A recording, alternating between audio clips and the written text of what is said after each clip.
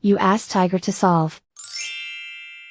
This deals with linear equations with one unknown. The final result is m equals 6.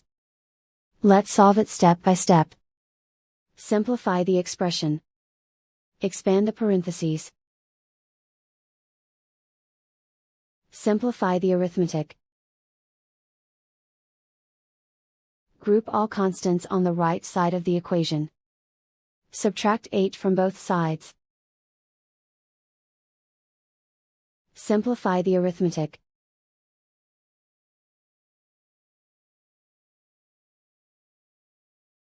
Isolate the m. Divide both sides by 2. Simplify the fraction. Find the greatest common factor of the numerator and denominator. Factor out and cancel the greatest common factor. And so the final result is m equals 6.